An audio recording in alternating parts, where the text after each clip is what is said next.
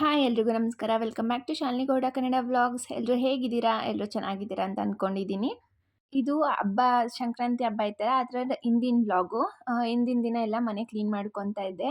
ಆದರೆ ನಾನು ಸಂಕ್ರಾಂತಿ ಹಬ್ಬದ ವ್ಲಾಗ್ನ ಮುಂಚೆನೇ ಅಪ್ಲೋಡ್ ಮಾಡಿದ್ದೀನಿ. ಯಾಕಂದರೆ ಹಬ್ಬ ಆದಮೇಲೆ 2 ದಿನ ಆಗಿಬಿಟ್ಟಿತ್ತು. ಆವಾಗ ಅಪ್ಲೋಡ್ ಮಾಡಿದೆ. ಇನ್ನು ಅದು ಅಪ್ಲೋಡ್ ಮಾಡೋದಕ್ಕಿಂತ ಮುಂಚೆ ಇದನ್ನೇನಾದರೂ ಅಪ್ಲೋಡ್ ಮಾಡಿದ್ರೆ ಅದು ಮಾಡೋಕ್ಕೆ ಲೇಟ್ ಆಗುತ್ತೆ ಅಂತ ಇದನ್ನು ಸ್ವಲ್ಪ ಲೇಟಾಗಿ ಅಪ್ಲೋಡ್ ಮಾಡ್ತಾ ಇದ್ದೀನಿ. ತುಂಬ ದಿನ ಆಗೋಗ್ಬಿಟ್ಟಿತ್ತು ಮನೆ ಕ್ಲೀನ್ ಮಾಡಿ. ನ್ಯೂ ಇಯರ್‌ಗೂ ಸಹ ನಾವು ಕ್ಲೀನ್ ಮಾಡ್ಕೊಳಕ್ಕಾಗಿಲ್ಲ. ಅವತ್ತು ಏನು ಅಂದರೆ ಖುಷಿ ಪಡೋಕ್ಕೂ ಆಗಿಲ್ಲ. ಯಾಕಂದರೆ ತುಂಬ ಎಲ್ಲರೂ ಹುಷಾರಿಲ್ದಲೇ ಬಿದ್ದುಬಿಟ್ಟಿದ್ದು. ದೀಪನೂ ಕೂಡ ಹಚ್ಚಕ್ಕಾಗಿಲ್ಲ ಅವತ್ತು ನಮಗೆ. ಅದಕ್ಕೆ ಮನೆಯೆಲ್ಲ ನೀಟಾಗಿ ಕ್ಲೀನ್ ಮಾಡ್ಕೊಳ್ಳೋಣ ಅಂತ ಕ್ಲೀನ್ ಮಾಡ್ತಾ ಇದ್ದೀನಿ. ಇನ್ನು ಫಸ್ಟು ರೂಮಿಂದ ಸ್ಟಾರ್ಟ್ ಮಾಡಿಕೊಂಡೆ. ರೂಮಲ್ಲಿ ಟೇಬಲ್ ಎಲ್ಲ ಇತ್ತಲ್ಲ, ಅದೆಲ್ಲ ನೀಟಾಗಿ ಕ್ಲೀನ್ ಮಾಡ್ಕೊತಾ ಇದ್ದೆ. ಫಸ್ಟು ಧೂಳೆಲ್ಲ ಹೊಡ್ಕೊಂಡ್ಬಿಟ್ಟೆ. ಧೂಳೆಲ್ಲ ಹೊಡ್ಕೊಂಡಾದ್ಮೇಲೆ ಒಂದೊಂದಾಗೆ ಕ್ಲೀನ್ ಮಾಡ್ಕೊಂಡು ಬಂದೆ. ಫಸ್ಟು ಟೇಬಲೆಲ್ಲ ಕ್ಲೀನ್ ಮಾಡಿಕೊಂಡು ಅದನ್ನೆಲ್ಲ ಅರೇಂಜ್ ಮಾಡಿಕೊಂಡೆ. ಇನ್ನು ಚೇರೆಲ್ಲ ಇತ್ತಲ್ಲ, ಸೊ ಅದನ್ನು ಕೂಡ ನೀಟಾಗಿ ಒರೆಸ್ಕೊತಾ ಇದ್ದೀನಿ. ವಾರ ವಾರ ಕ್ಲೀನ್ ಮಾಡ್ಕೊತೀನಿ. ನನಗೆ ಹುಷಾರಿಲ್ಲ ಅಂತ ಎಲ್ಲರಿಗೂ ಹುಷಾರಿರಲಿಲ್ಲ. ಸೊ ಅದಕ್ಕೋಸ್ಕರ ಸ್ವಲ್ಪ ಕ್ಲೀನ್ ಮಾಡೋದು ಲೇಟ್ ಆಯಿತು ಅಷ್ಟೇ. ಇಲ್ಲಾಂದರೆ ಥರ್ಸ್ಡೇ ಎಲ್ಲ ಕ್ಲೀನ್ ಮಾಡಿಕೊಂಡು ಫ್ರೈಡೇ ಪೂಜೆ ಮಾಡೋದು. ಈ ಹಬ್ಬಗಳು ಬಂದರೆ ಮನೆ ಎಷ್ಟೇ ಕ್ಲೀನ್ ಮಾಡಿದ್ರು ಮತ್ತೆ ಕ್ಲೀನ್ ಮಾಡಲೇಬೇಕು. ಕ್ಲೀನ್ ಮಾಡಲ್ಲ ಅಂದರೆ ಸಮಾಧಾನನೇ ಆಗಲ್ಲ. ಸೊ ಮನೆ ನೀಟಾಗಿ ಕ್ಲೀನ್ ಮಾಡೇ ಪೂಜೆ ಮಾಡಬೇಕಲ್ವಾ. ಇನ್ನು ಹಿಂದಿನ ದಿನವೇ ಸ್ವಲ್ಪ ಎಲ್ಲ ಕ್ಲೀನ್ ಮಾಡ್ಕೊಂಡಿದ್ದೆ. ಮತ್ತೆ ಎಲ್ಲ ಪೆಂಡಿಂಗ್ ಇತ್ತು. ಸೊ ಅದಕ್ಕೋಸ್ಕರ ಇವತ್ತೆಲ್ಲ ಮುಗಿಸ್ಬಿಡೋಣ ಅಂತ ಇವತ್ತೇ ಎಲ್ಲನೂ ನೀಟಾಗಿ ಕ್ಲೀನ್ ಮಾಡಿಕೊಂಡೆ. ಇವಾಗ ಅದೆಲ್ಲ ಆದಮೇಲೆ ಕಿಟಕಿ ಎಲ್ಲ ಒರೆಸ್ಕೊತಾ ಇದ್ದೀನಿ.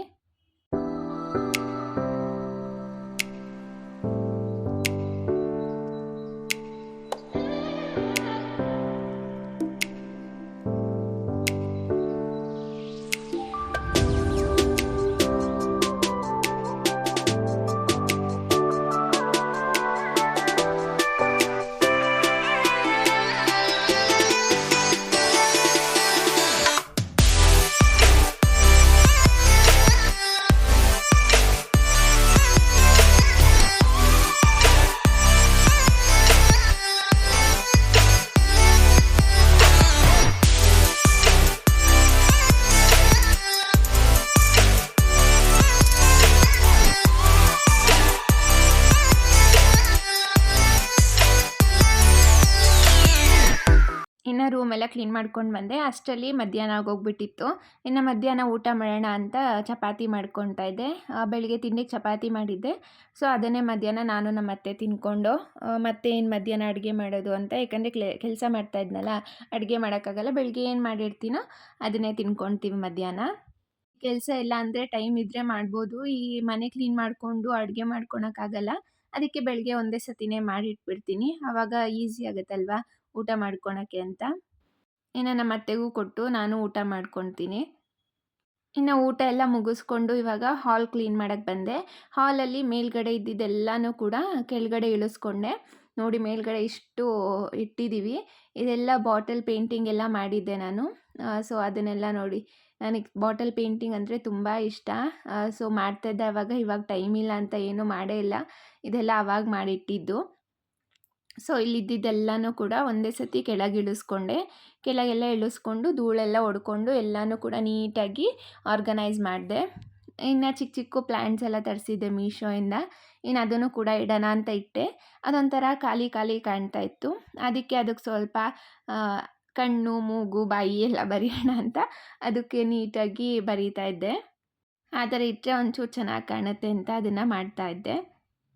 ಈ ಥರ ಚಿಕ್ಕ ಪುಟ್ಟ ಆರ್ಗನೈಸ್ ಮಾಡಬೇಕಾದ್ರೆ ತುಂಬ ಖುಷಿಯಾಗುತ್ತೆ. ನೋಡೋಕ್ಕೆ ಕೂಡ ಚೆನ್ನಾಗಿರುತ್ತೆ.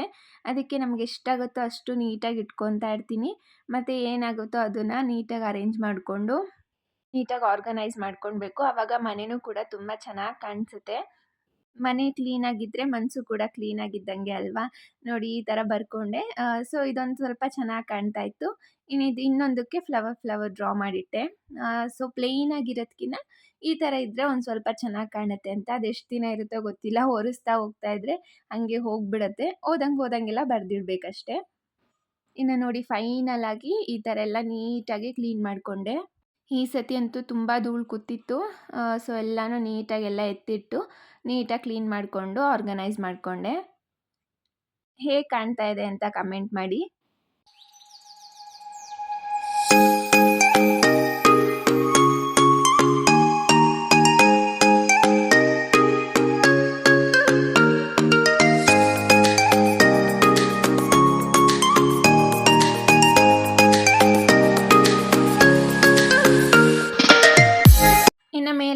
ಮಾಡ್ಕೊಂಡಿದ್ದಾಯ್ತಲ್ಲ, ಇವಾಗ ಕೆಳಗಡೆ ಸೋಫಾ ಸೆಟ್ಟು ಇನ್ನು ಮಿಕ್ಕಿದೆಲ್ಲ ಏನಿದೆ ಅದನ್ನೆಲ್ಲ ನೀಟಾಗಿ ಕ್ಲೀನ್ ಮಾಡ್ಕೊತಾ ಇದ್ದೆ.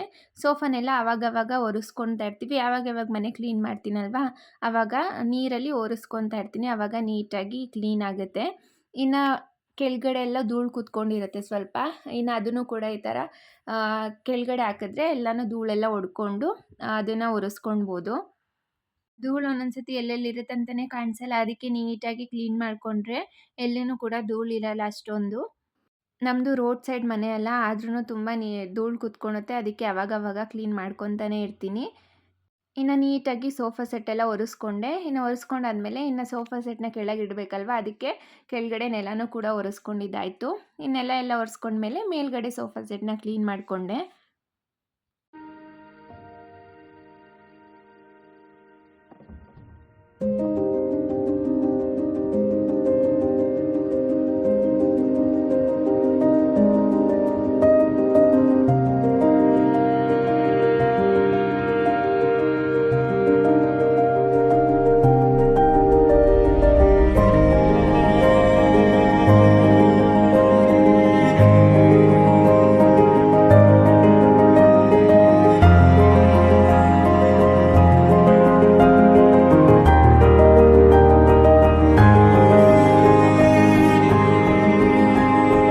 ಫ್ರಿಜ್ಜೆಲ್ಲ ಕ್ಲೀನ್ ಮಾಡಿಕೊಂಡು ಅದನ್ನು ಕೂಡ ಜೋಡಿಸ್ಕೊತಾ ಇದ್ದೆ. ಹಿಂದೆ ಎಲ್ಲ ಧೂಳಿರುತ್ತೆ ಫ್ರಿಜ್ಜಿಂದ ಎಲ್ಲ, ಅದನ್ನೆಲ್ಲ ನೀಟಾಗಿ ಧೂಳೆಲ್ಲ ಹೊಡ್ಕೊಂಡು ಫ್ರಿಜ್ ಕ್ಲೀನ್ ಮಾಡ್ತಾ ಇದ್ದೆ.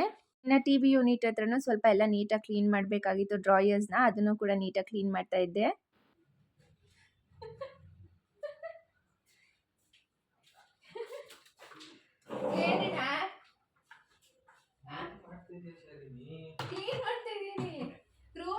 ಇದು ಆಯ್ತು, ಕಿಟಕಿ ಒಂದು ಒರೆಸ್ಬೇಕಷ್ಟೇ. ಬಂದ್ರಲ್ಲ ಇದನ್ನ ಕ್ಲೀನ್ ಮಾಡಿ ನಾನು ಕಿಟಕಿ ಒರೆಸ್ತೀನಿ.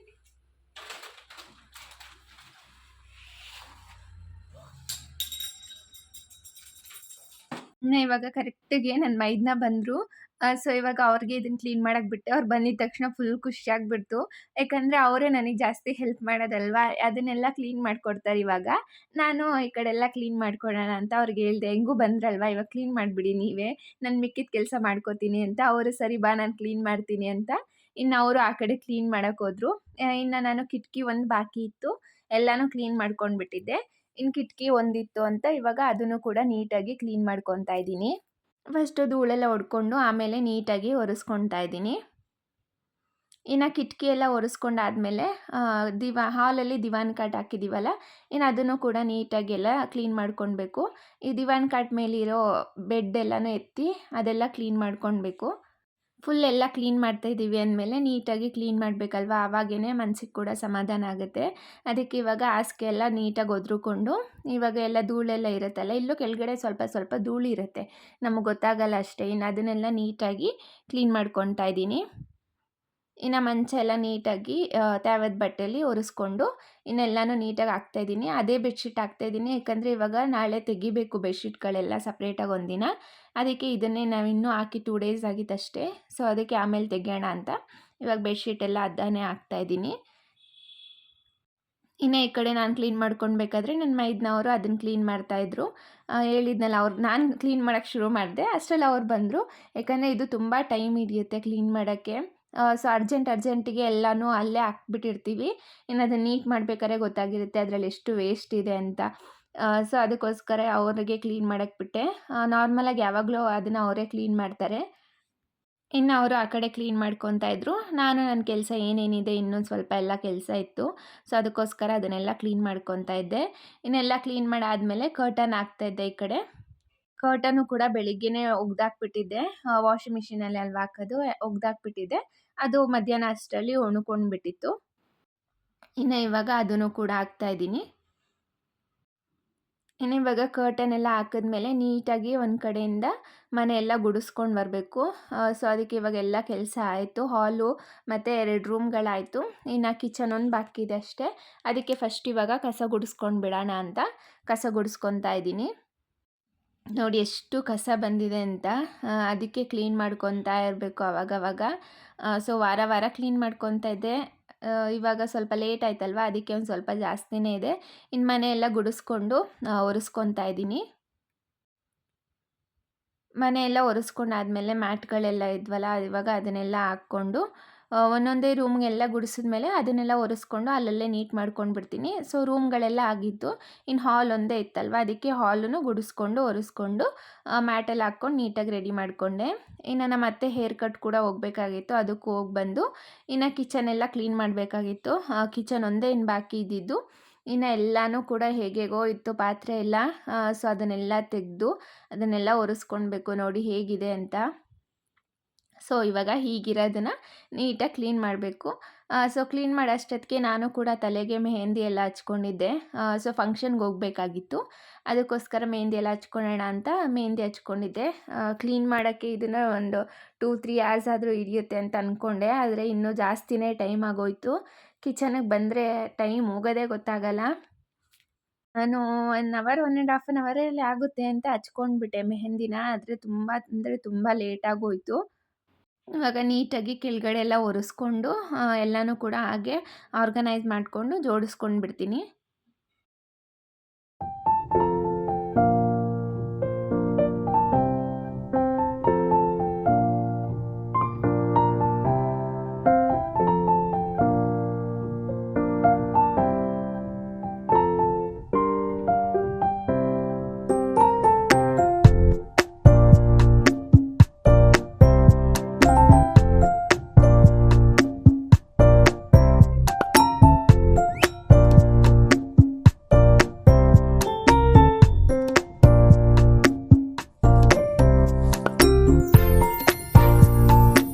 ಇನ್ನು ಹಂಗೆ ಕಿಚನ್ ಕ್ಲೀನ್ ಮಾಡ್ಕೊತ ಕೆಳಗಡೆ ಎಲ್ಲ ಕ್ಲೀನ್ ಆಯಿತು. ಅದಾದಮೇಲೆ ಸ್ವಲ್ಪ ಬ್ರೆಡ್ ತಿನ್ನೋಣ ಅಂತ ಬ್ರೆಡ್ ಬಿಸಿ ಮಾಡ್ತಾ ಇದ್ದೀನಿ.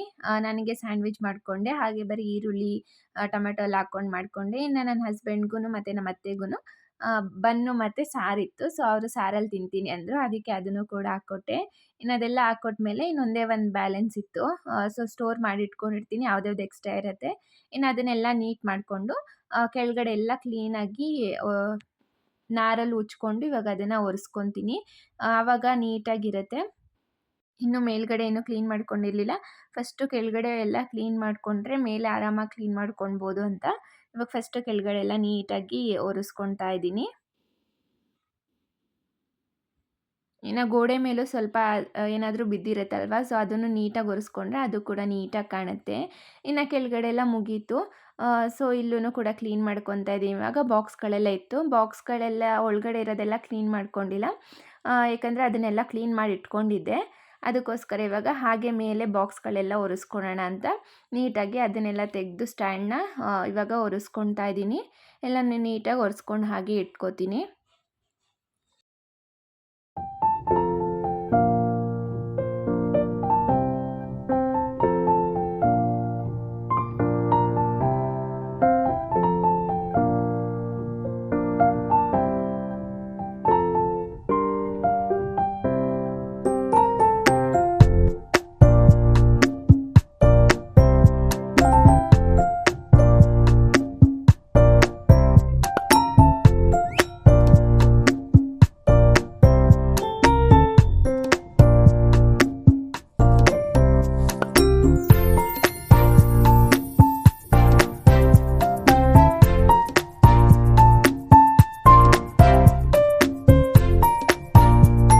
ಅದೆಲ್ಲ ಕ್ಲೀನ್ ಮಾಡ್ಕೊಂಡ್ಮೇಲೆ ಇಲ್ಲೆಲ್ಲ ಪ್ಲಾಸ್ಟಿಕ್ ಹೂವುಗಳೆಲ್ಲ ಹಾಕಿದ್ನಲ್ಲ, ಸೊ ಅದೆಲ್ಲ ಗಲೀಜಾಗಿತ್ತು ಅಂತ ಇವಾಗ ಬಿಸಿನೀರಿಗೆ ಸ್ವಲ್ಪ ನಿಂಬೆಹಣ್ಣು, ಲಿಕ್ವಿಡು ಮತ್ತು ಸೋಡಾ, ವಿನಿಗರ್ ಇದ್ದರೆ ವಿನಿಗರು ಇಷ್ಟನ್ನು ಕೂಡ ಹಾಕ್ಕೊಂಡು ಅದನ್ನು ನೀರಲ್ಲಿ ನೆನೆಸಿಟ್ರೆ ಎಲ್ಲ ಕೊಳೆನೂ ಕೂಡ ಬಿಟ್ಕೊಳುತ್ತೆ.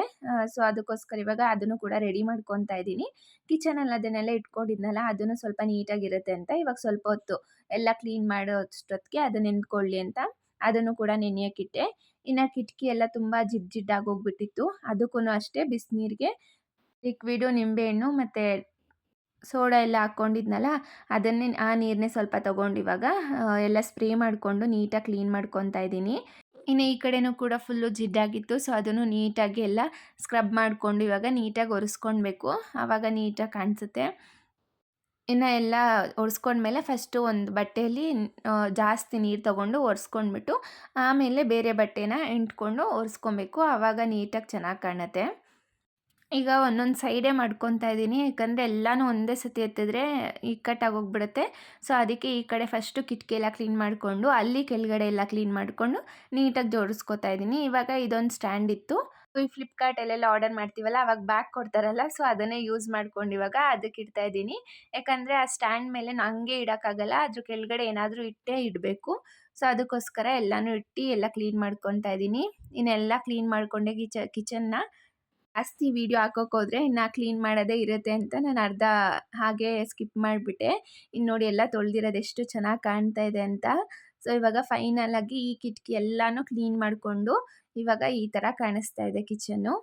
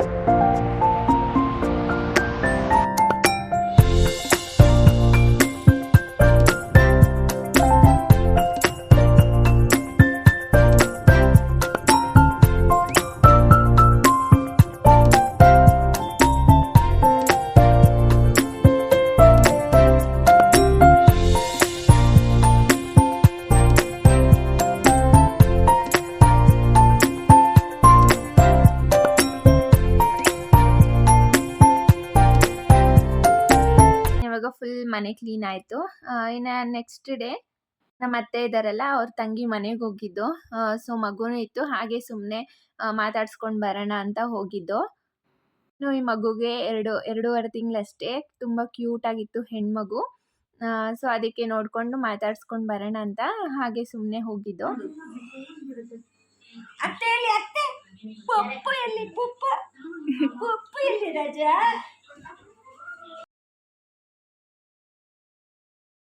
ಇನ್ನು ಅಲ್ಲಿಂದ ಬಂದು ನೆಕ್ಸ್ಟ್ ಡೇ ನಮ್ಮ ಅತ್ತೆಗೆ ಹೇರ್ ಕಟ್ ಮಾಡಿಸ್ಬೇಕಾಗಿತ್ತು. ಸೊ, ಹಿಂದಿನ ದಿನನೂ ಹೋಗಿದ್ದು. ಅವತ್ತಾಗಿಲ್ಲ. ಸೊ, ಅದಕ್ಕೆ ಇವತ್ತೋಗಿ ಹೇರ್ ಕಟ್ ಮಾಡಿಸ್ತಾ ಇದ್ದೀವಿ.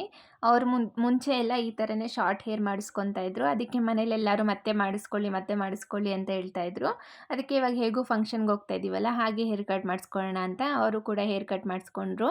ಇನ್ನು ನಾವು ಸ್ವಲ್ಪ ಆಚೆ ಕೆಲಸ ಇತ್ತು ನಮಗೆ ಅಂತ ಹೋಗಿದ್ದೆ. ಹಾಗೆ ಅವರೆಕಾಯಿ, ಹೂವು ಎಲ್ಲ ತೊಗೊಂಡು ಬಂದು, ಇನ್ನು ನನಗೂ ಕೂಡ ಸ್ಲಿಪ್ಪರ್ ತೊಗೋಬೇಕಾಗಿತ್ತು. ಅದಕ್ಕೆ ಒಂದು ಜೊತೆ ಸ್ಲಿಪ್ಪರ್ ತೊಗೊಂಡು, ಇನ್ನು ಅಲ್ಲೇ ಪಾನಿಪುರಿ, ದಹಿಪುರಿ ಎಲ್ಲ ತಿನ್ಕೊಂಡು, ಇನ್ನು ಮತ್ತೆಗೆ ಬಟ್ಟೆ ಕೂಡ ತೊಗೊಳ್ಬೇಕಾಗಿತ್ತು. ಅದಕ್ಕೆ ಬಟ್ಟೆನ ಕೂಡ ತೊಗೊಳಕ್ಕೆ ಹೋದು. ಈ ಅಂಗಡಿಯಲ್ಲಂತ ಅಂಗಡಿ ಸುತ್ಕೊಂಡು ಫೈನಲ್ ಆಗಿ ಈ ಡ್ರೆಸ್ ಚೆನ್ನಾಗಿತ್ತು. ಸೊ, ಅದಕ್ಕೆ ಆ ಡ್ರೆಸ್ನೇ ತೊಗೊಂಡು ಬಂದು, ಇನ್ನು ತೊಗೊಂಡು ಬಂದಾದಮೇಲೆ ನಮ್ಮ ಓನರ್ ಆಂಟಿ ಎಲ್ಲ ಮೇಲಿಂದ ನೀರು ಹಾಕ್ತಾಯಿದ್ರು ಮೆಟ್ಲಿಗೆ. ಹಾಗೆ ನಾನು ಹಾಕೋಣಂತೆ ಇವಾಗ ಮೆಟ್ಲಿಗೆಲ್ಲ ನೀರು ಹಾಕಿ ಅಲ್ಲೆಲ್ಲ ಗುಡಿಸ್ಕೊಂಡು ಹಾಗೆ ಒಂದು ಕಾಫಿ ಕುಡ್ಕೊಂಡೆ. ಕಾಫಿ ಎಲ್ಲ ಕುಡ್ದಾದ್ಮೇಲೆ ದೇವ್ರ ಮನೆ ಕೂಡ ನೀಟಾಗಿ ಕ್ಲೀನ್ ಮಾಡಬೇಕಾಗಿತ್ತು. ಸೊ, ಅದಕ್ಕೆ ದೇವ್ರ ಮನೆ ಕೂಡ ಕ್ಲೀನ್ ಮಾಡಿಕೊಂಡೆ. ಇನ್ನು ದೇವ್ರ ಮನೆ ಎಲ್ಲ ಕ್ಲೀನ್ ಮಾಡಾದ್ಮೇಲೆ ನೈಟ್ ಆಯಿತು. ನಾನು ನಮ್ಮ ಓನರ್ ಆಂಟಿ ಎಲ್ಲ ಸೇರಿಕೊಂಡು ರಂಗೋಲಿ ಹಾಕ್ತು. ಸಂಕ್ರಾಂತಿ ಹಬ್ಬದ ವ್ಲಾಗು ಕೂಡ ಅಪ್ಲೋಡ್ ಮಾಡಿದ್ದೀನಿ. ಟೈಮ್ ಇದ್ದರೆ ಅದನ್ನು ಚೆಕ್ ಮಾಡಿ. ಅಷ್ಟೇ ಇವತ್ತಿನ ವ್ಲಾಗ್. ನಿಮ್ಗೆ ಏನಾದರೂ ಇಷ್ಟ ಆಗಿದ್ರೆ ಪ್ಲೀಸ್ ಲೈಕ್ ಮಾಡಿ, ಶೇರ್ ಮಾಡಿ ಮತ್ತು ಸಬ್ಸ್ಕ್ರೈಬ್ ಮಾಡ್ಕೊಳ್ಳಿ. Thanks for watching.